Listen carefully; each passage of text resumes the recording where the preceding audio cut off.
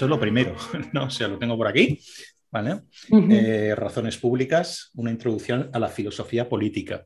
Y me ha gustado mucho, a ver, yo soy de esos lectores que, como dicen como se dice en inglés, ¿no? Preaching to the converted, pues yo ya estaba, yo soy de estos ya convencidos, ¿no? Del asunto, o sea, del valor que tiene leer, del valor que tiene un libro como el que tenéis, pero es que luego ha habido muchas otras cosas que me parecen sorprendentes, ¿no? Que son, por ejemplo, el tono, las bromas, la ambición, una ambición tremenda que se ve desde el principio, desde vuestro capítulo inicial, el abarcar un montón de áreas distintas, ¿no?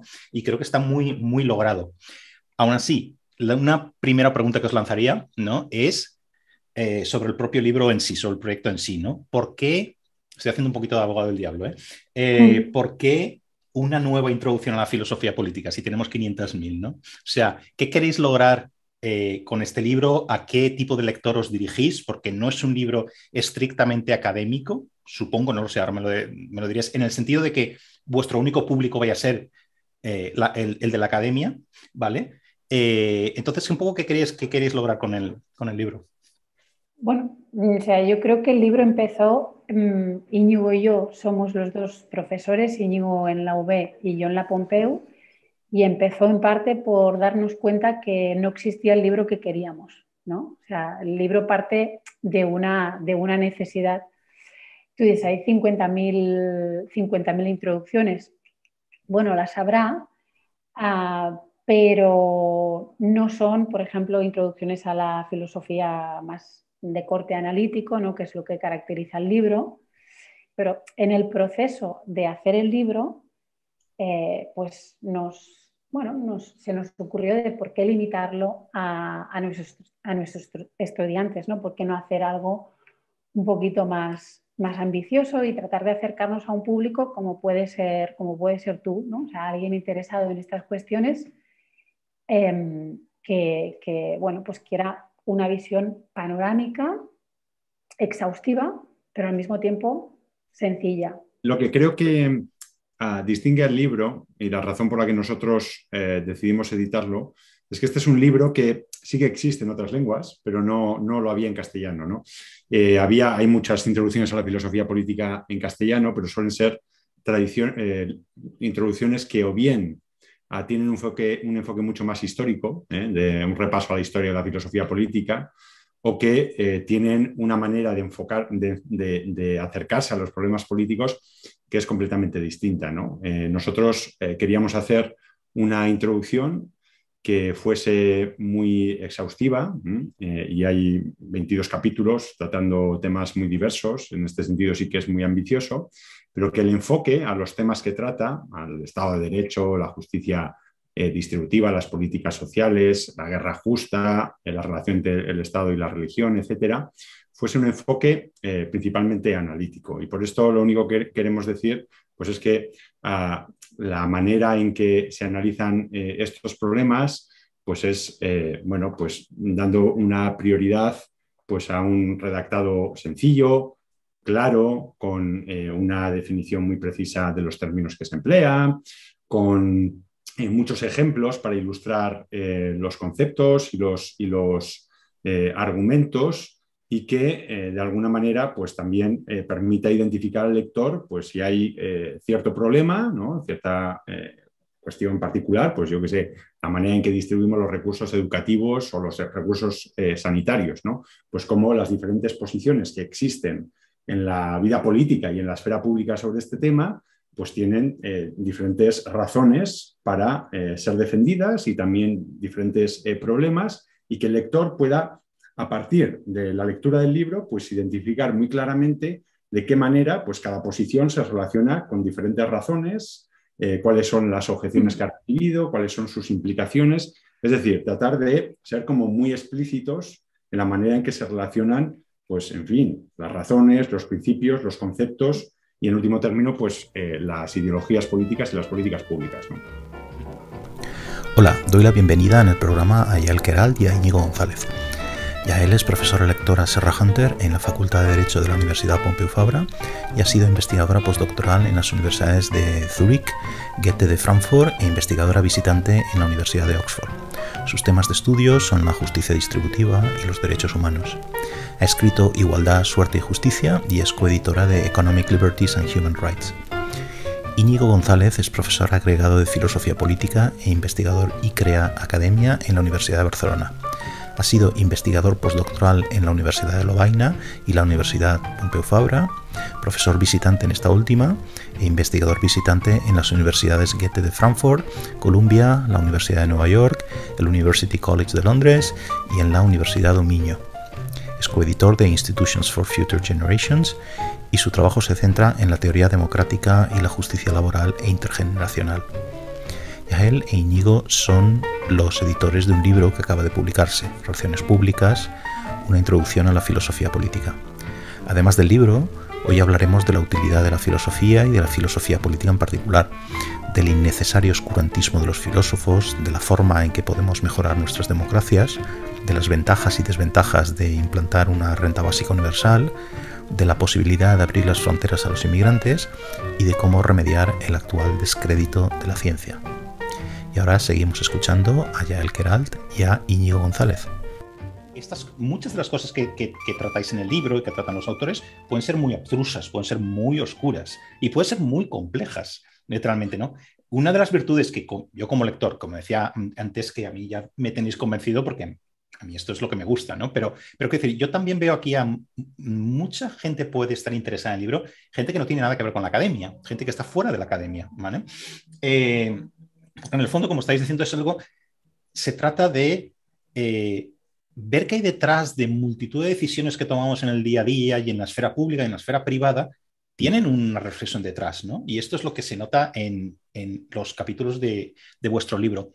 Pero mirando un poco hacia, digamos, hacia adentro, hacia el sector, ¿no? Por decirlo así, hacia la academia, la universidad, ¿no pensáis que a veces somos un poquito de esto que se dice torre de marfil, ¿no?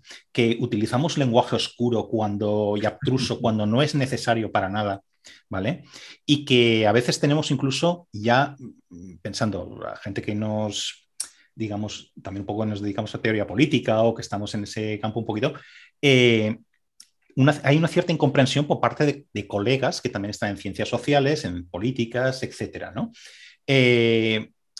¿Cómo un libro como el vuestro, cómo puede ayudar a cambiar esta historia? Ayer hablando con Íñigo, si recuerdas, cuando yo te decía que cuando yo estaba haciendo mi doctorado, los de ciencias sociales empíricas nos acusaban, o los que hacíamos cosas de filosofía política y teoría política, como de no tener fundamento en lo que hacíamos, que no hay un fundamento, digamos, en unas ecuaciones, una cosa empírica. Entonces, básicamente éramos charlatanes, ¿no? ¿Cómo puede un libro como este, cosa que yo estoy totalmente en desacuerdo, ¿no? ¿Cómo puede un libro como este contribuir a esa fundamentación de las teorías normativas, etcétera, ¿no? Yo creo que hay dos cuestiones aquí, ¿no?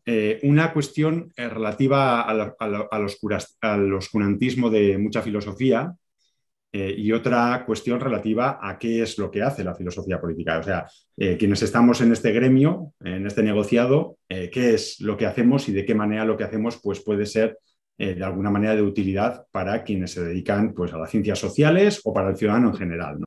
A mí me da la impresión de que en filosofía muchas veces efectivamente hay un oscurantismo innecesario, ¿no? Y un oscurantismo que muchas veces pues opera un poco de barrera de entrada para quienes no pertenecen al gremio, ¿no? Es inevitable, obviamente, en todas las disciplinas hay pues jerga especializada y hay un argot, digamos, técnico especializado, pero creo que a veces la manera en que los filósofos hacemos filosofía espanta mucho a la gente que no pertenece al gremio, ¿no? Y nosotros lo que hemos intentado en el libro ha sido precisamente derribar ambos tipos de barreras de entrada, ¿no? Es decir, escribir de una manera sencilla, accesible. Siempre que se introduce un concepto, proporcionamos un ejemplo sencillo y cotidiano para ilustrar el concepto o el argumento o el principio que se está expresando. Y en este sentido, a pesar de que, hombre, pues es un libro que requiere, bueno, pues sentarse y una lectura detenida, pues es un libro que cualquier persona puede acceder a él y tener una idea clara, pues en fin, de cuáles son las diferentes posiciones y contribuciones y argumentos filosóficos que hay sobre las cuestiones políticas pues, que nos interesan. O sea, ¿por qué tus amigos o tus colegas, ¿no?, de otras ciencias pueden tener un prejuicio negativo hacia la filosofía? Pues creo que, quizá me equivoco, pero creo que en buena parte por un estereotipo del filósofo, ¿no? como alguien que está pontificando sobre el sexo de los ángeles en un sillón de orejas, ¿no? Sobre cuestiones muy abstractas que no interesan a nadie y completamente aislado de lo que hacen pues, economistas, pues, científicos sociales en general, sociólogos, etc., ¿no? Entonces ahí hay una cuestión que es absolutamente central para alguien que se esté dedicando a la filosofía política y esté abordando un asunto concreto, ¿no? Pues alguien que se dedica a la justicia distributiva, por ejemplo, y es, bueno, ¿qué esperamos de una teoría de la justicia distributiva, ¿no? Esperamos que sea capaz de abordar cuestiones concretas que nos pasan aquí y ahora. Esperamos que sea capaz de ofrecer unas pautas. No van a ser tan precisas, obviamente, como las que ofrece pues, alguien que se dedica al estudio pues, del mercado laboral, ¿no? Un economista que se dedica a esto, porque para eso están los economistas. Pero si el filósofo pretende influir en esas otras áreas o pretende estar en diálogo con esas otras áreas, tiene que, por lo menos, estar informado sobre, bueno, pues, cierto saber mínimamente asentado que existen en esas otras áreas, ¿no? Debemos tener en cuenta que las democracias hoy en día, ¿no?, se enfrentan a una serie de obstáculos, o podemos prescindir de todo esto y simplemente pensar cómo sería la democracia ideal. Pues hay filósofos de todo tipo, ¿no? Hay quienes se sienten más cómodos en este ámbito muy ideal, no constreñidos por problemas prácticos, problemas que nos ocurren aquí y ahora, renunciando, ¿no?, un poco a este diálogo y también a este impacto, diría yo, ¿no?, al posible impacto que la filosofía puede tener. Y hay filósofos para quienes es muy importante elaborar teorías que estén empíricamente bien informadas o que al menos no sean contradictorias con el saber empírico que existe sobre pues, las instituciones de que se trate, ¿no? Las instituciones que sean relevantes para la filosofía, para el filósofo político en cuestión. En este sentido, yo creo que lo que ha pasado en las últimas décadas es que en general los filósofos han trabajado cada vez más mano a mano con los científicos sociales y que a la hora de analizar principios normativos y políticas públicas concretas, pues han tenido muy en cuenta, cada vez tienen más en cuenta la evidencia empírica que nos proporcionan, pues eso, sociólogos, historiadores, juristas empíricos, economistas, antropólogos, etcétera, etcétera. Y ver la filosofía como, digamos, una disciplina que está claramente pues, trabajando mano a mano con lo que hacen otros científicos sociales. Pero no te puedes separar de los datos, porque como decías, al final estarías haciendo casi una filosofía en el vacío, ¿no? O construyendo instituciones ideales que luego no tienen demasiado que ver con el mundo, cómo funciona el mundo real, ¿no? Pero al mismo tiempo, tú puedes tener los modelos económicos más sofisticados del mundo y aunque funcionen, que esa es otra, no tienen capacidad normativa. Muchas de estas, ver la realidad, ver los datos, que es decir, la capacidad de analizar algo normativamente la tienes que sacar de algún otro lado, ¿no? Por eso yo creo que son necesarias las dos patas, ¿no? Pues yo creo que al final es un falso debate esto de más empírico, más tal. Yo creo que está a una cosa que decía ya antes. Había otra cosa ahí que es, como sabéis, las ciencias han progresado según algunas visiones, alguna forma de verlo, en cuánto de parecidas eran a las ciencias sociales, me refiero. Cuánto de parecidas eran a las ciencias puras, por decirlo así. Cuanto más parecido sea una cosa a la física, más rigurosa es, ¿no? Entonces, la sociología o la economía, la que más se parece tal. Yo creo que esto ha hecho, en cierta manera, ha hecho mucho daño también, ¿no? Ha habido beneficios de esto, pero ha hecho mucho daño en el sentido de lo que estamos diciendo. A ver, la filosofía no puede ser física, son cosas totalmente distintas. Eso no quiere decir que no sea rigurosa y que no pueda tener el mismo rigor, pero es un rigor basado en unas formas de operar distintas. Hay problemas que son esencialmente o fundamentalmente normativos, o sea, hay problemas sobre los que nosotros podemos recabar muchísimos datos empíricos, pero que en el fondo solucionar estos problemas o hallar un consenso sobre ciertas cuestiones exige un debate normativo. Pues, por ejemplo, el debate sobre el aborto, ¿no? Que es un debate profundamente divisivo y sobre el que hay unos debates filosóficos muy, muy sofisticados. Bueno, allí podemos acudir a la ciencia, ¿no? Y que nos diga muchas cosas sobre el desarrollo del feto, por ejemplo. Pero finalmente se tiene que tomar una decisión y para eso necesitamos criterios normativos. O sea, no podemos descansar solo en cuestiones científicas o empíricas, ¿no? O sea, y bueno, te podría poner otros ejemplos, pero lo que yo quiero decir es que hay un debate normativo en muchas cuestiones que es totalmente ineludible, ¿no? Ni siquiera con los temas más polémicos, está pensando en eutanasia, todos estos, sino simplemente el diseño de un sistema impositivo. Va a haber normatividad por algún lado al final. Quiero decir, tú puedes establecer todos los criterios sobre incentivos, factibilidad, cómo lo puedes organizar todo, pero al final vas a necesitar algún criterio normativo para todo. O sea, que no necesariamente tienen que ser temas muy complejos o muy polémicos en ese sentido. Pero si os parece, os quería plantear, vamos a entrar un poquito en vereda en algunas de las cosas que vais aquí. Ya que estáis hablando de, la mencioné ya, sobre la deliberación, etcétera, ¿no?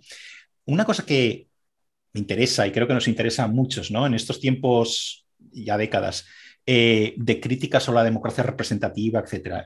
Hay varias, digamos, teorías o, digamos, conjuntos de instituciones alternativos, complementarios, etcétera. Una teoría que agrupa, no sé llamarlo teoría, no sé cómo lo llamáis vosotros, ¿no? Muchas de estas cuestiones es la cuestión de la deliberación. En lugar de que las decisiones en un sistema democrático se tomen contando votos y la opción que más votos tenga, pues esa es la que puede formar un gobierno quizá o tiene una mayoría en un parlamento y puede aplicar las políticas que sean, ¿no? En lugar de hacer esto, ¿por qué no tener, y como digo, no es una u otra, ¿no? Estrictamente alternativas, sino podrían ser complementarias? ¿Por qué no tener sistemas de deliberación, ¿no? ¿Por qué no hacer que esa competición no sea en el número de votos, sino en la solidez, digamos, de los argumentos? ¿Qué margen creéis que tiene una democracia, por ser muy concretos, una democracia como en España, para introducir criterios de deliberación, que no sea al final la fuerza de los votos, por decirlo así, ¿no? Eso por un lado, ¿no? O sea, ¿qué instituciones podemos pensar donde la deliberación tenga un papel importante? La fuerza de los argumentos. Y luego, por una parte, ¿la deliberación puede escapar al final la cuestión de la mayoría y la minoría? Es decir, porque tú puedes acordar que cierto argumento es el mejor de todos los argumentos presentados. ¿Quién valida al final? ¿Quién aplica?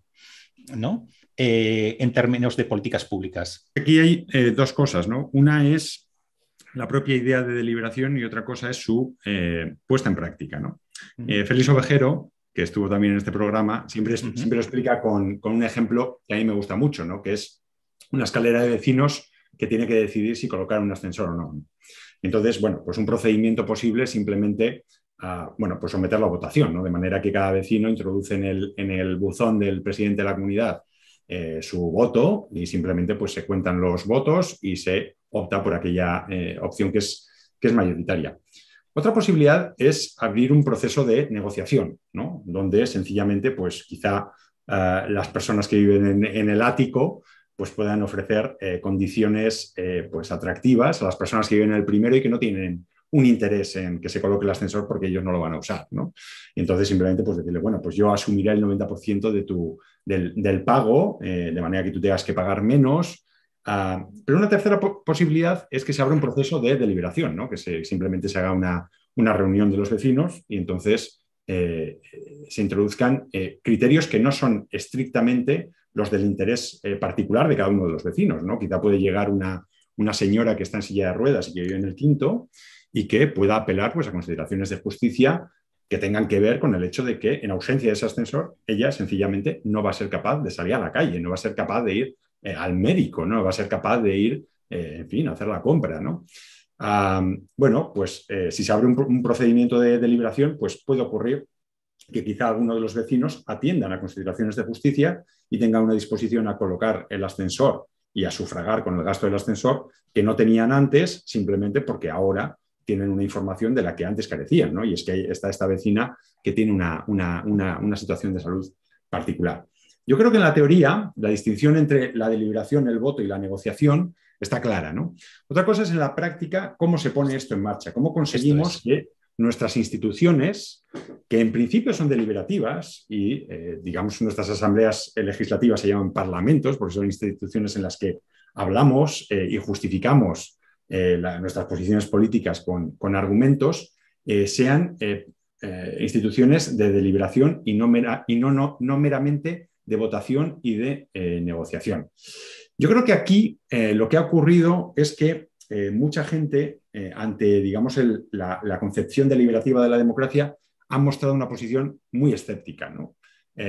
Sobre todo a la luz, pues, obviamente, pues de los grandísimos niveles de polarización y de confrontación política que muchas veces vemos, ¿no? Y la indisposición absoluta de los miembros de los partidos políticos a no subordinarse a la disciplina de partido, ¿no? Pero yo creo que en realidad las cosas son un poquito más sencillas y un poquito más complejas, ¿no? O sea, yo creo que nuestras instituciones democráticas tienen espacio para la deliberación en el sentido de que muchas veces qué se hace y qué no depende de las razones que se emplean para justificar lo que se hace, ¿no? Yo siempre pongo el ejemplo de la ley que reformó el consumo de tabaco en espacios públicos, ¿no? Allá durante el gobierno de Zapatero. Inicialmente el gobierno justificó esta ley apelando a la salud de los fumadores. Defendió que debía estar prohibido fumarse en espacios públicos porque el consumo de tabaco es malo para la salud y que entonces es beneficioso que las administraciones reduzcan, ¿no? O induzcan a la gente a consumir menos tabaco. Inmediatamente, no sé si recordáis la reacción, pero fue visceral, ¿no? De oposición a la nueva legislación, hasta que el gobierno cambió el argumentario, ¿no? Y apeló no al interés del fumador en sí, lo cual implicaba pues, una política claramente paternalista, que paternalizaba, trataba como menores de edad a los fumadores, sino que apelaba a la salud de terceros, ¿no? Y en particular de los camareros que trabajando en bares y sin ser fumadores se veían obligados pues, a tener que tragarse el humo de los clientes que fumaban, ¿no? Esta de repente fue una justificación que fue enteramente aceptada por la opinión pública, y que mostró que la manera en que argumentamos públicamente, en que, digamos, nuestros cargos electos argumentan públicamente las políticas públicas que quieren poner en marcha, tienen una incidencia en la disposición de los ciudadanos a aceptar o no esas políticas públicas, ¿no? Ahí se vio claramente que no era únicamente una cuestión de correlación de fuerzas o de negociación entre los diferentes grupos parlamentarios que teníamos en el Congreso, sino que era una cuestión también del tipo de argumentos y cómo de robustos eran estos argumentos cuando se sometían, digamos, al análisis público para defender esas políticas, ¿no? Y en este sentido, bueno, pues yo creo que, se han hecho muchos experimentos, asambleas ciudadanas y, en fin, mini públicos, digamos, formas de deliberación ciudadana sobre cuestiones puntuales, sobre políticas municipales o sobre reformas constitucionales. Algunas de estas nos han mostrado que es perfectamente posible poner a deliberar a los ciudadanos. Otras han mostrado que hay muchos problemas y que muchas veces la deliberación puede conducir a la gente no a converger en una posición de consenso, sino precisamente a polarizarla más, que muchas veces puede ser una manera de que quienes tienen mejores instrumentos para defender su posición, porque quizá tienen pues, un mejor acceso a la prensa o simplemente una mayor capacidad argumentativa, se lleven el gato al agua, ¿no? Y que, por tanto, pueda amplificar las desigualdades de poder que pueden existir en la sociedad. Todo esto puede ocurrir y yo creo que ahora estamos en un momento muy interesante, ¿no? En un momento en el cual, después de unas décadas en las cuales la concepción deliberativa de la democracia la llevaron a cabo o la defendieron principalmente filósofos como Jürgen Habermas o John Elster o John Rawls. Ahora estamos en un momento en el cual, digamos, todas las propuestas teóricas se están haciendo en diálogo con el trabajo empírico que están haciendo los científicos sociales, ¿no? Que están estudiando todos estos experimentos deliberativos y están mostrando pues, los diferentes efectos que se pueden producir, ¿no? Y eso, a su vez, está produciendo de alguna manera un efecto de toma y daca, ¿no? De que los filósofos también están teniendo que modificar su posición, y ahora hay pues, algunos defensores de la democracia deliberativa que ya no consideran que la democracia deliberativa tenga como ideal regulativo pues, alcanzar el consenso o la unanimidad entre las partes que deliberan, sino que simplemente pues, igual para lo que nos sirve es para aclarar mejor cuáles son las posiciones, para compartir información que quizá previamente era privada y que desconocíamos. Hay otra cosa, y es que también que me sugería al leer vuestro libro, y también tiene que ver con la democracia, pero digamos con el otro lado, no tanto el diseño institucional, ¿vale? Sino con la parte de los ciudadanos en tanto que votantes, por ejemplo, ¿no? O sea, todos conocemos a personas que en una elección determinada no saben muy bien si están votando para que una persona ocupe un cargo, al final acabe ocupándolo en una diputación o al final contribuya a una mayoría del gobierno, de Estado o de una municipalidad, no sabe muy bien cuáles son las competencias de cada cosa, ¿no? Entonces, esto que es un hecho, ¿vale? Apunta a cosas de las que vosotros habéis escrito, de las que ha escrito también mucho nuestro amigo Félix también, Ovejero, digamos la competencia de los votantes. Aquí, como en todo, hay 15.000 soluciones propuestas, ¿no? Entonces, una de ellas, lo mencionáis en el libro también, es del político americano Jason Brennan, ¿no? El libro Against Democracy, contra la democracia, creo que se tradujo aquí, habla de una cosa que se llama epistocracia, ¿no? O sea, básicamente el dar más peso a aquellos que saben más o establecer algún tipo de, como si fuera una democracia censitaria, pero en lugar de ser la antigua democracia por renta, ¿vale? Una democracia en la que el corte, digamos, o el filtro son los conocimientos, ¿no? Sí. ¿Es esto una tontería, una butad? ¿Tendría algún tipo de utilidad para resolver los problemas de la competencia de los votantes? Bueno, vamos a ver, o sea, yo creo que aquí, previo a lo que tú me estás preguntando, hay un tema muy importante que es, y es central en filosofía, que es cuál es la justificación última de la democracia, ¿no? Gente como Brennan, que bueno, pues es muy provocador y es un outlier en esa posición. Un libro que se ha hecho muy, muy famoso porque es excepcional. O sea, hay un consenso entre filósofos en que, bueno, la democracia es la mejor forma de gobierno que conocemos. La cuestión está en, bueno, cuáles son los requisitos para que funcione bien, qué tipo de democracia, ¿no? es preferible a otra, deliberativa, agregativa, en fin. Lo que tú me estás planteando exige que antes nos cuestionemos sobre cuál es el propósito último de un sistema democrático o los propósitos, ¿no? El tema de la competencia de los votantes, ¿no?, está relacionado con una manera de ver la democracia como puramente instrumental, ¿no? Y esto es en parte lo que sostiene Brennan, ¿no? La democracia es como un martillo, o sirve o no sirve. Y si encontramos otro utensilio que nos permite tomar decisiones de manera más efectiva, de manera mejor, entonces no hay ninguna razón para seguir aferrados a la democracia, ¿no? Sería como un fetichismo, ¿no? Un fetichismo de la igualdad política, ¿no? Y aquí, bueno, una primera cuestión es si podemos, ¿no? Esta idea de la democracia como instrumento para tomar mejores decisiones parece presuponer que esencialmente hay cuestiones que se pueden identificar como correctas, ¿no? Y esto ya sería algo a discutir. O sea, como te ponía antes el ejemplo de cuestiones muy controvertidas. Bueno, pues tenemos desacuerdos profundos sobre ciertas cuestiones y alguien podría decir la idea, ¿no?, de democracia como martillo de Brennan, o sea, la idea de democracia como esencialmente un instrumento, presupone que hay cuestiones correctas o hay soluciones correctas ahí fuera que son identificables. Y uno podría cuestionar esto, podría decir, bueno, es que sobre ciertas cuestiones no hay una respuesta correcta, ¿no? O sea, no es como, por ejemplo, el sistema de jurados, ¿no?, que tiene que decir si alguien es culpable o no. Bueno, esa persona es culpable o no. Entonces podemos plantearnos si el sistema de jurado es el mejor sistema para hallar la verdad que está ahí fuera. Pero es que en política las cuestiones son mucho más complicadas, o sea, es que hay sobre muchos debates en los que no hay una verdad ahí fuera a descubrir, ¿no? Pero luego hay otra cuestión y es que quizá la democracia no sea como un martillo, o sea, quizá la democracia no sea esencialmente un instrumento, ¿no?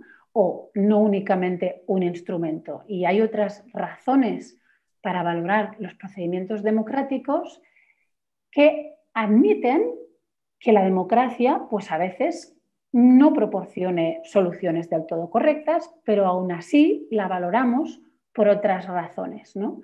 ¿Y cuáles son esas razones alternativas? Pues algunas de ellas señalan los filósofos que trabajan sobre esta materia, como es Claudio López Guerra, ¿no?, que ha escrito el capítulo sobre democracia, que es un capítulo excelente y además clarísimo, ¿no? Si la democracia tiene un valor intrínseco, ¿no?, sobre si el hecho de decidir todos juntos ciertas cosas que nos afectan a todos es deseable más allá o sin tener que esperar a ver cuál ha sido el resultado, ¿no? O sea, la corrección del resultado, pongamos esto en suspenso y pensemos si hay algún valor en que decidamos colectivamente lo que nos afecta a todos, ¿no? Y ahí pues hay mucho que decir, ¿no? Y pero para ejemplificar cuál puede ser este valor, pensemos en el efecto, ¿no?, simbólico, el efecto expresivo que tiene de negar el voto a una parte de la ciudadanía, ¿no? Imaginemos, ¿no?, un caso muy Brennan. Imaginemos que sabemos que si cierto grupo de la población, el que queramos, no participa en las votaciones, en el sistema de toma de decisiones, el resultado va a ser más correcto. ¿Queremos hacer esto? ¿Qué va a significar para ese grupo y para nuestra relación con él que no le demos voto, ¿no? ¿Qué va a significar? En el pasado se pensaba, o sea, se creía que incluir a las mujeres en las votaciones haría que el resultado fuese peor, porque se las veía como seres como muy, muy irracionales, muy emotivos, que no podían pensar claramente. Bueno, más allá de que este argumento nos pueda parecer una barbaridad, imaginemos que fuese así. Queremos que las mujeres estén excluidas del sistema democrático. ¿Y qué significa esto para ellas? ¿Y qué significa para todos los demás hacer esto, ¿no? Y ahí hay cuestiones muy, muy interesantes sobre, bueno, quién debe formar parte del demos, quién debe votar, ¿no? Si podemos quitar el voto pues, a personas que han cometido un crimen, si está justificado quitar el voto a personas que no tienen capacidades intelectuales plenas, ¿no? En España, solo en el 2018 se aprobó la ley que permitía votar a las personas con plenas capacidades. Pues alguien diría, pues igual esto no mejora las decisiones democráticas. Seguramente no tendrá impacto porque son un grupo muy, muy pequeño, ¿no? Pero eso ha tenido un valor expresivo y un valor también para la integración de esas personas que es muy importante, ¿no? Y ahí pues yo creo que Brennan no tiene razón en decir que la democracia es solo como un martillo. En descargo de Brennan, al que conozco y con el que he discutido personalmente estas cosas, ¿no? Cuando vino a mi universidad en Toronto a dar una conferencia, pues luego estuvimos charlando. Él no tiene, él te reconoce claramente en privado enseguida, cuando le cuentas todas estas cosas, ¿no? Que no tiene, él personalmente no quiere lo que se llama en inglés disenfranchise, ¿no? O sea, el quitarse de en medio a la mitad de los votantes, ¿no? O sea, ya sé que él es muy debutado, ¿no? Esto le pasa por escribir como escribes, que también tiene que asumir este riesgo, ¿no? O sea, si te gusta poner ejemplos así, pues quitemos el voto a las mujeres negras, bueno, pues entonces te surgen ese tipo de réplicas también, ¿no? Pero vaya, yo lo que quería enfatizar es algo que creo que Brennan no le da mucha importancia, que es el valor, digamos, intrínseco, el valor expresivo, el valor simbólico, si quieres, de la igualdad política, ¿no? Más allá de si nos lleva a resultados más correctos o no, y poniendo entre paréntesis esta idea de resultado correcto. No, Brennan tiene una réplica a eso, tiene una respuesta a eso. Él lo que te dirá es que efectivamente cómo distribuimos el poder político en la sociedad tiene un efecto en la manera en que nos percibimos mutuamente, ¿no? Es decir, si tú le quitas el derecho de voto a las personas sin propiedad, a las personas negras, a las mujeres, o yo qué sé, o si se lo quitas a Ana Botín porque dices, no, es que mira, Ana Botín ya tiene mucho poder de facto, ya tiene mucha capacidad, ya tiene muchos teléfonos de los miembros del Consejo de Ministros y por lo tanto pues vamos a quitarle el derecho de voto, ¿no? Pero Brennan lo que dice es que este es un efecto que depende completamente de circunstancias históricas que son contingentes, ¿no? Bueno, que te dice, sí, bueno, nosotros le damos esa importancia, pero quizá si cambiásemos de manera de ver la política y viésemos la política como un martillo, pues entonces no le daríamos tanta importancia, ¿no? También en nuestras sociedades, dice él, y aquí estoy haciendo un poco de abogado del diablo, en nuestras sociedades pues hay personas que tienen licencia para manipular alimentos y otras que no. Hay personas que tienen licencia para conducir un taxi y otras que no. Y esto no necesariamente implica, esas desigualdades no necesariamente implican una desigualdad simbólica o expresiva en la manera en que nos percibimos. Solamente, digamos que el argumento de Brennan quedaría bloqueado en caso de que la política tuviese algo de especial. Y hay muchos autores que han dicho esto, ¿no? Que es que, vamos a ver, la política, claro, tener derecho a influir en la política, a diferencia de tener derecho para conducir un taxi o para operar, es algo que te da acceso, digamos, al poder coercitivo del Estado. Y en este sentido, el tipo de poder que tiene el Estado es un poder coercitivo que es diferente del poder que te da pues, tener una licencia de conductor de taxi, ¿no?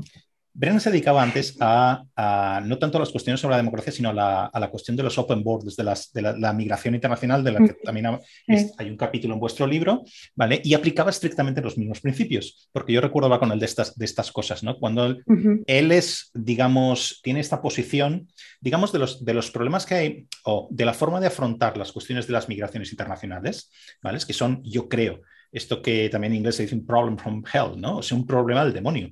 Porque siempre va a haber, yo creo, migraciones a gran escala, digamos, o en escalas cada vez más mayor, incluso mientras no abordemos los problemas clave o los problemas en origen de las migraciones, ¿no? Claro, pobreza, diferencias gigantes de renta entre unas zonas y otras del mundo, guerras, etc. Bien, como estos problemas no tienen fácil solución, especialmente a corto plazo, ¿vale? Podemos pensar que la cuestión de la migración va a ser, digamos, una cuestión política en el futuro cercano y lejano, ¿no? Entonces, ¿cómo lo abordamos, no? Hay derechos asociados hay derechos, digamos, positivos que te dicen que es un derecho humano poder salir del lugar donde vives e ir a otro sitio.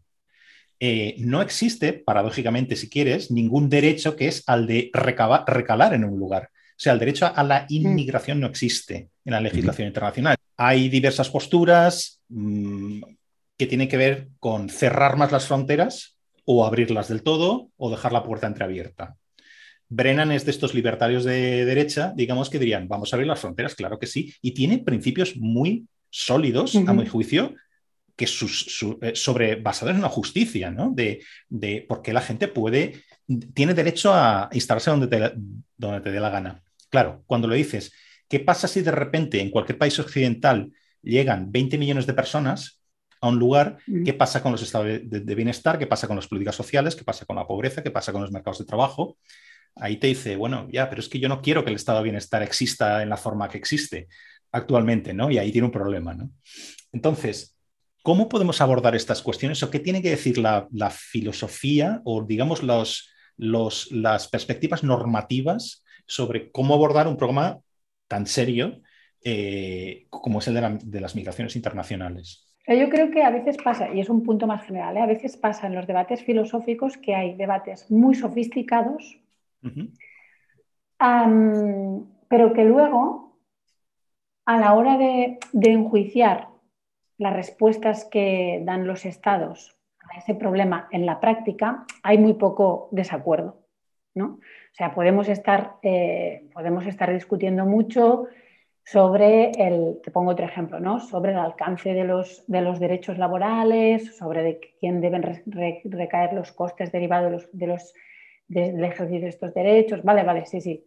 Pero todos estaremos de acuerdo en que pues los regímenes de semiesclavitud a los que están sometidos determinados trabajadores en los países en vías de desarrollo son injustos, ¿no? Y todo el mundo está de acuerdo en que pues la explotación infantil es injusta, ¿no? Entonces yo creo que en inmigración se cometen una serie de abusos, incluso una serie de incumplimientos de derechos. O sea, todo el tema de los refugiados, por ejemplo, es un caso claro en el que los estados están incumpliendo obligaciones que ellos mismos se han impuesto, ¿no? Entonces, o sea, lo que te quiero decir es que hay problemas dentro de este debate que son complejos, por supuesto, pero que a veces para denunciar situaciones concretas que pasan hoy en día, como es, por ejemplo, el reparto, suena mal, pero es así como se expresa, el reparto de las cuotas de refugiados, bueno, para eso no necesitamos grandes teorías. Dicho esto, el tema de la inmigración, a mí una cosa que me parece súper interesante es ver cómo desde posiciones muy distintas se llega a conclusiones muy similares. Tú ponías el caso de Brennan, ¿no? Como libertariano, que está en contra de las fronteras, pero es que un cosmopolita igualitario también está en contra de las fronteras estrictas por razones muy distintas, ¿no? Entonces creo que esto es interesante. Yo estoy de acuerdo en que a veces hay un exceso de teorización cuando sencillamente estamos ante casos de injusticias flagrantes y de incumplimientos del derecho internacional, ¿no? Dicho esto, sí que existe, digamos, un debate más filosófico sobre la permisibilidad de los controles fronterizos y la permisibilidad de que los estados puedan denegar el acceso a su jurisdicción territorial a personas extranjeras, ¿no? Yo creo que en general se ha producido un desacople entre la práctica ordinaria de los estados, que ejercen, digamos, un control severo sobre sus fronteras desde hace no tanto, pero que lo ejercen desde hace unas décadas, y la posición de filósofos digamos, de tradiciones y con enfoques muy distintos, ¿no? O sea, yo creo que, como decía ya él, ¿no? Se ha producido, digamos, una convergencia tanto entre personas, digamos, individualistas de derecha o libertarios como Jason Brennan, a cosmopolitas de izquierdas o personas sencillamente socialdemócratas que tienen una noción de la legitimidad política particular en relación a la impermisibilidad del control fronterizo, de denegar el acceso a una jurisdicción territorial a personas que están tratando de acceder cuando existen, digamos, razones estructurales para que esas personas puedan acceder, ¿no? Yo creo que hoy en día en filosofía son pocas las posiciones que niegan que exista este derecho a inmigrar, ¿no? Quizá posiciones nacionalistas, como por ejemplo la de David Miller, ¿no? Quizá David Miller es el filósofo más célebre que ha defendido esta posición, ¿no? Que defiende que efectivamente los estados tienen derecho a controlar, digamos, los rasgos culturales, identitarios, nacionales de su territorio, y que en este sentido tienen derecho a excluir a aquellas personas pues, que no comparten estos rasgos, ¿no? Estas son posiciones nacionalistas que algunos en filosofía, pocos, defienden.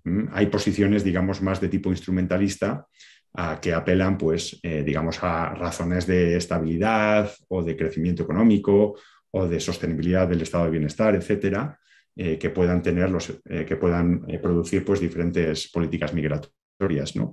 Pero en este sentido, realmente, lo que la filosofía puede contribuir es, digamos, en estos enfoques más instrumentales, es poco, ¿no? Porque aquí realmente lo que es relevante es lo que nos dicen los científicos sociales sobre lo que ocurre, sobre los efectos de unas o de otras políticas migratorias, ¿no? Y en este sentido, yo creo que el capítulo del libro repasa muy bien los argumentos, digamos, más de principio, para la permisibilidad o impermisibilidad de unas y otras políticas migratorias, pero sobre cuestiones más instrumentales dice poco, ¿no? Porque creo que aquí son los científicos sociales quienes nos tienen que decir, ¿no? O sea, cuál es la incidencia de diferentes políticas migratorias para el empleo, para el tesoro público, para la financiación de las políticas sociales, sanitarias, educativas, etcétera.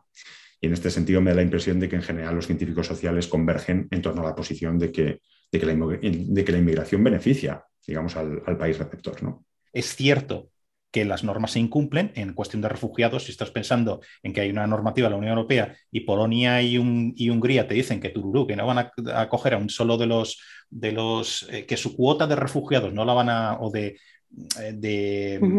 los refugiados que están ya en suelo europeo, que ellos no van a tomar su cuota, no la van a, que se la pasan por el forro, digamos, esto es un incumplimiento. Pero por otro lado también puedes pensar, yo suelo abrir el foco bastante más, toda la cuestión de la política sobre refugiados en el mundo contemporáneo se basa en las convenciones de Ginebra, que a su vez se basaban en una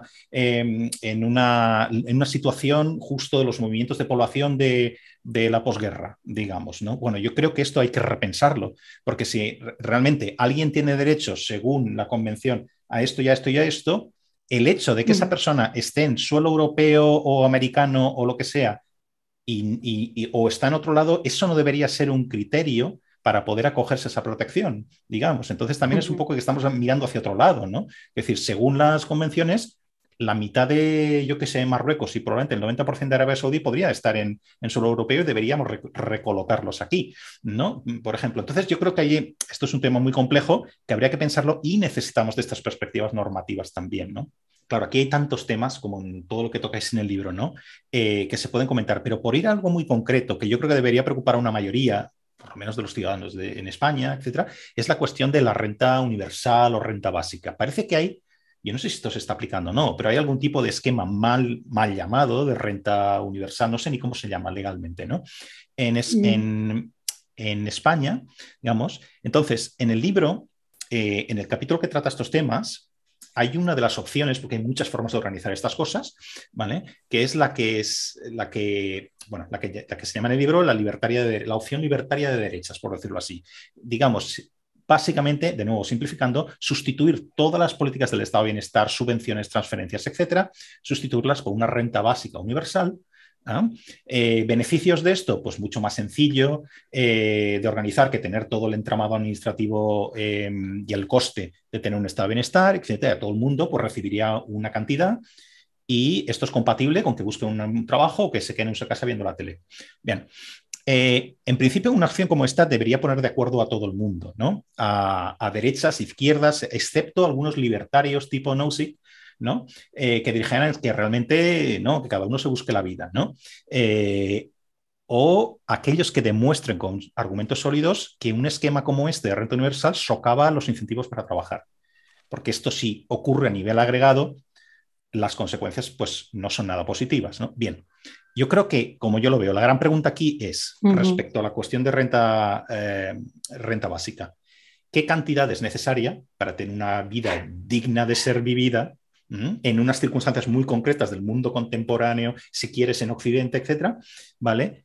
Y la cuestión de si es posible llegar a ese nivel deseable o necesario. Por supuesto que todos los países de nuestro entorno y recientemente también España, digamos, no a nivel autonómico, sino a nivel estatal, pues tienen programas de garantías de renta, ¿no? El ingreso mínimo vital que se aprobó pues hace relativamente poco, pero yo creo que la diferencia que introduce la renta básica pues es, digamos, romper el criterio de condicionalidad, ¿no? El hecho de que la percepción del ingreso esté desvinculado de las circunstancias personales, ¿no? Pues carecer de empleo o tener unos ingresos por debajo de cierto umbral o lo que proceda, ¿no? Y esto es lo que introduce consideraciones filosóficamente interesantes, ¿no? En relación, digamos, a cuestiones de reciprocidad, dada la posibilidad de poder, pues eso, vivir sin trabajar, cuestiones, digamos, pues, del trabajo, cuestiones que son filosóficamente complejas y no es no es arbitrario que la idea de la renta básica universal, tal como está formulada contemporáneamente, pues fuese lanzada por un filósofo, Philippe Van Parijs, un filósofo belga en los años 80, con otros colegas suyos, ¿no? Una idea que inicialmente, pues vaya, era una idea estrictamente filosófica, discutida en ámbitos estrictamente filosóficos y académicos, y que hoy en día pues discuten ya todos los sindicatos y partidos políticos y en general pues la gente en el bar y con sus amigos, etcétera, ¿no? Pero perdón, Íñigo, también estaba antes, es un poco una idea un poco distinta, pero Friedman, mucho antes, Sí, también lo de tenía su idea del Milton impuesto Friedman, el impuesto negativo. negativo. Por eso digo que, Es que y yo lo explicáis muy bien quería en libros. comentar, quería comentar una cosa sobre esta otra propuesta. Que claro, tú has dicho algo que a mí me choca y básicamente no estoy de acuerdo. Y es que tú dices, bueno, la idea esta, ¿no?, de proporcionar una renta a todo el mundo y entonces pues eliminar prestaciones que ahora existen y que cada uno sea el que, bueno, decida qué es lo que compra y qué nivel de cobertura quiere tener, ¿no? En este caso sería privada. Claro, esto es problemático por una razón, ¿no? Y es que el estado del bienestar, yo creo que una manera muy, muy bonita de verlo es como una aseguradora gigante, ¿no? Una aseguradora gigante que lo que hace es, bueno, pues a personas, hace muchas cosas, pero entre las cosas que hace es a personas que nacen con desventajas importantes, y pensemos aquí a alguien pues que nace ciego o que nace con una discapacidad importante o que lo sufre luego a lo largo de su vida, ¿no? Pues, ¿qué hace? Que entre todos nos hacemos corresponsables de la desgracia que ha padecido esa persona, muchas veces sin que haya mediado culpa o elección por su parte, ¿no? Y ahí viene la aseguradora, que es el Estado, y dice, pues entre todos te ayudaremos, ¿no?, compensaremos esa desventaja. Nunca se puede hacer una compensación total, pero sí que se puede mejorar mucho la vida de esa persona. ¿Qué pasa? Que si damos para todo el mundo la misma renta, las cosas ya no funcionan igual. Esa persona con esa renta, que no sé qué será, ¿no?, la cantidad adecuada, que esta pregunta, pues obviamente solo la gente muy especializada se aventuraría a decir un número, y yo desde luego no soy especialista en este tema, ¿no? Quizá Borja se aventuraría a decir un número. Pero entonces ya se elimina esa idea de nosotros entre todos nos hacemos corresponsables de tu mala suerte. Eres tú quien con esta asignación te buscas la vida y decides, ¿no?, dependiendo, ¿no?, de hasta cuándo te llegue, ¿no?, esta asignación mínima, decides cómo quieres vivir. Yo creo que hay un elemento de protección adicional en el estado de bienestar, ¿no?, que se ajusta a las circunstancias particulares de cada persona, tratando de corregir esas desventajas que no todos sufrimos por igual, está claro, que desaparece en este sistema. Y creo que esto es lo que atrae a gente más libertaria, ¿no?, que nadie impone, ¿no?, nada a nadie, sino que cada uno decide. Pero esto obviamente pues no es igual de ventajoso para todos. En mi descargo tengo que decir que yo no abogo por eliminar el estado de bienestar. No. Son los libertarios anarcocapitalistas, están los que dirían cosas de este tipo. Con independencia de la propuesta particular de Friedman, que efectivamente era esta y estuvo... y el Partido Republicano estuvo a punto de aceptar el impuesto negativo sobre la renta. Finalmente no lo hizo con Nixon, pero... a pesar de esto, yo creo que hay una cuestión interesante, ¿no? Con independencia de la implicación que pueda tener sobre otro tipo de provisión en especie, por así decir, por parte del estado de bienestar, yo creo que está la cuestión que es la que más preocupa, ¿no? Y es que, una renta básica universal permite vivir sin trabajar, ¿no? Y de hecho, cuando se hizo la proposición de ley en 2008, si no me equivoco, que la presentaron Izquierda Unida y Esquerra Republicana en el Congreso, ese fue el argumento principal que utilizaron tanto el PSOE como el PP, como el PNV en particular, ¿no?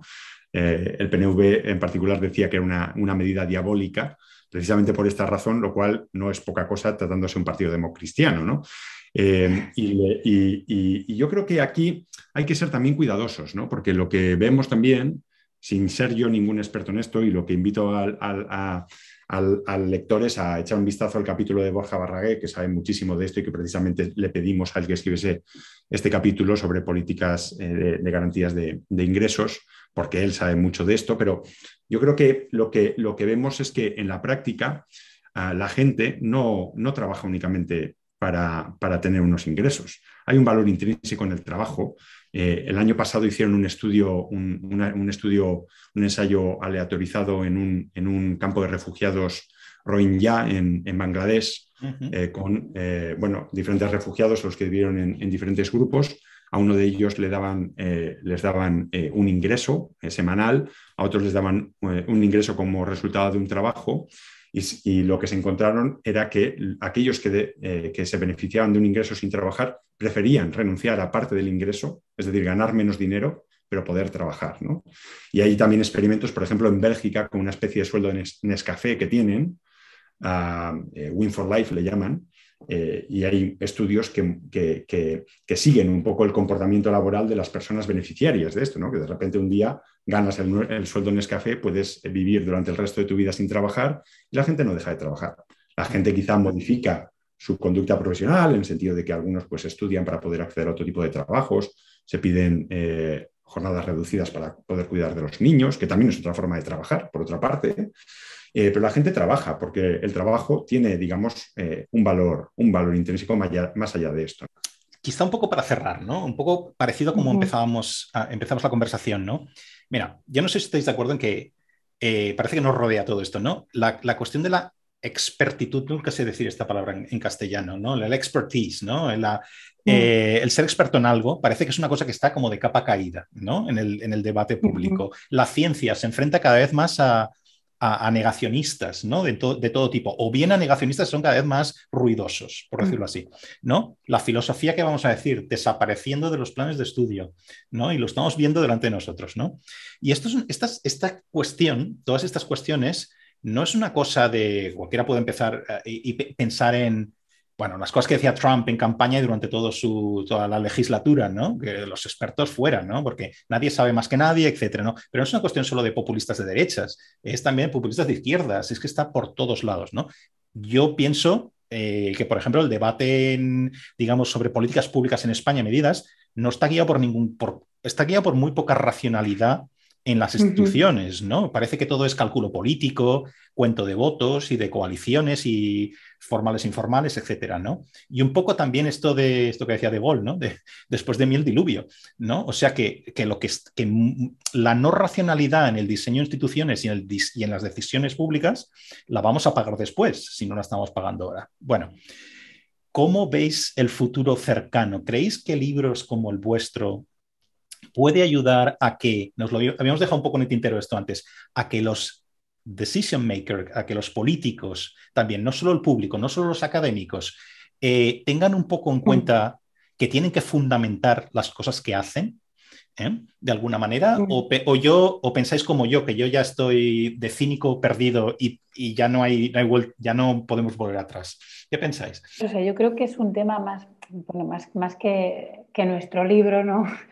Es un tema más, creo, sobre cuál es o debe ser el rol de los filósofos políticos, ¿no? en el debate, o sea, o qué puede aportar la filosofía política, no los filósofos, sino la disciplina, al debate político o al día a día de la política. A mí no me gusta, o sea, tengo que avanzar, ¿eh? O sea, a mí no me gusta la idea de, o sea, tengo cierta resistencia, ¿no? a ver a los filósofos como, bueno, pues aquí vienen ellos y vaya, la idea del rey filósofo de Platón, ¿no? O sea, yo pienso que los filósofos aportan un input, ¿no? al debate democrático que es de un determinado tipo y creo que puede contribuir a, bueno, pues a lo que decíamos antes, ¿no? A identificar argumentos distintos, a clarificar conceptos, pero no deja de ser un input más, ¿no? Un input más que está ahí para que la gente sea consciente de él, lo integre o deje de integrarlo. O sea, me gusta verlo así, ¿no? De, bueno, pues cada uno que aporta al debate político y pues alguien que se dedique a las ciencias sociales, aportará otro tipo de cosas. Yo sí que creo que la filosofía puede aportar muchas cosas. O sea, bueno, a veces pasa, ¿no?, que la gente tiene intuiciones en contra o a favor de algo, de una política pública, pero no sabe exactamente qué es lo que hay detrás de esas intuiciones, ¿no? La gente pues puede, ¿no?, y a todos nos pasa, ¿no?, una reacción inmediata, ¿no?, pues esto no me parece bien, o esto es injusto. Y creo que en este sentido la filosofía puede ayudar mucho a dilucidar cuál es digamos, el apoyo de esas intuiciones, o puede ayudar a generar intuiciones nuevas, ¿no?, y que la gente revise sus ideas anteriores a la luz de nuevos argumentos. Yo creo que si la filosofía hace esto, ya es mucho, ¿no? También depende de cuán de permeable sea digamos, el público en general, o cuándo uno esté dispuesto hasta cuánto uno esté dispuesto a revisar sus argumentos. Pero yo sí que veo que la filosofía puede proporcionar esto, y de hecho lo veo cada día en mis clases. O sea, muchas veces empezamos una clase con un tema, pues no sé, la educación, la igualdad de oportunidades en la educación y cómo esto afecta a la existencia de las escuelas privadas, de los colegios privados, o el impuesto sobre la herencia. Y muchas veces ves que en 1 hora y media que dura mi clase hay estudiantes que han cambiado de opinión. Yo no sé si es para bien o para mal, pero ¿no?, el efecto de reflexionar a la luz de nuevos argumentos, los argumentos pues, del autor que sea, ¿no?, que ese día pues, estemos viendo, les produce eso. Y yo sí sé, si la filosofía consigue esto, yo creo que ya es un logro muy, muy, muy importante.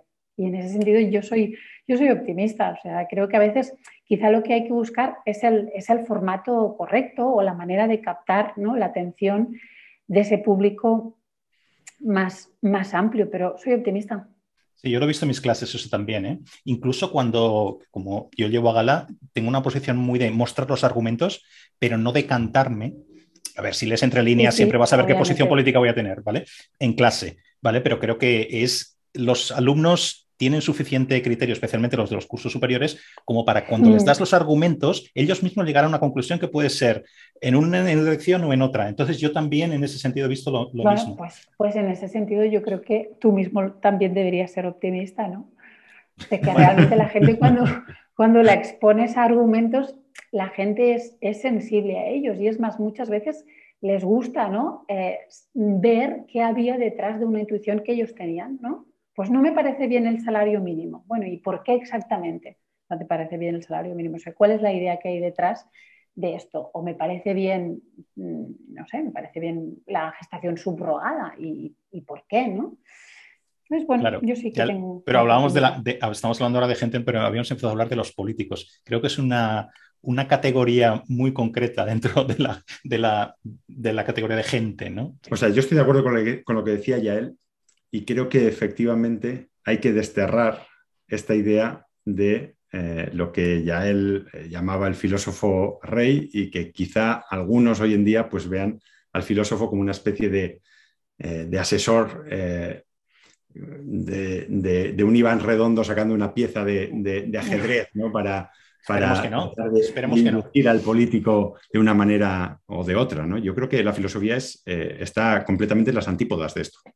La función de la filosofía es básicamente, por una parte, desenredar los conceptos políticos que usamos en el debate cotidiano, y por otra parte, pues tratar de identificar y someter a análisis crítico pues un poco los criterios que están detrás de muchas de la manera en que organizamos las instituciones políticas, económicas y sociales, ¿no? O sea, quiero decir que o sea, su función tocar las narices a la de un fontanero, o la de un tipo que trabaja en una tintorería y te limpia el traje, o alguien que trabaja en un taller mecánico y te hace la puesta a punto del coche para la ITV, es decir, una función, digamos, más asistencial o más accesoria, que no tanto directiva, ¿no? En el sentido de que, bueno, pues Sencillamente, ¿qué es lo que ocurre? Pues que echamos un vistazo al debate público y nos encontramos que se utilizan muchos conceptos políticos y que se utilizan de una manera enmarañada, ¿no? O sea, y de una manera que no es irrelevante, ¿no? En el sentido de que, obviamente, por ejemplo, que un Estado sea denominado una democracia o una dictadura, o que las políticas de acción afirmativa o la concertación escolar se considere una forma de discriminación, o que lo que ocurrió, los sucesos de septiembre y octubre de 2017 en Cataluña, se consideren un golpe de Estado o una mera desobediencia civil. Esto tiene relevancia inmensa para la reacción social, política y a veces incluso penal que estos fenómenos suscitan, ¿no? ¿Qué es lo que ocurre? Que la manera en que usemos estos conceptos va a depender mucho de cómo los definamos, ¿no? ¿Y qué es lo que ocurre? Pues que el concepto de democracia, de dictadura, de discriminación, de golpe de Estado, de desobediencia civil, pues son conceptos muy enmarañados, ¿no? Entonces la función del filósofo es básicamente venir con un bisturí para abrir esos conceptos y mostrar cuáles son las concepciones que están detrás. Ahora, ¿qué es lo que ocurre? Pues que cuando haces eso, la gente quizá puede tener una manera más limpia de acercarse al uso de esos conceptos en el debate político, y eso puede tener, digamos, una incidencia en la manera en que nos conducimos en la deliberación pública, ¿no?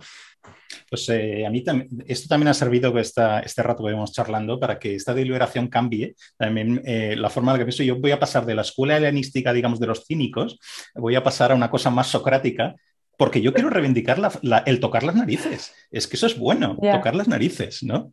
Entonces, pero bueno, no. Oye, muchísimas gracias vamos ya a dejar aquí. Y enhorabuena de nuevo por el libro Relaciones Públicas, que tenga muchísimo éxito. Tenemos un montón de amigos comunes, además, entre los autores del libro. Y bueno, un placer todo el rato de charla que hemos tenido. Gracias a los dos. Muchas gracias a ti, Paco. Ha sido un placer estar contigo.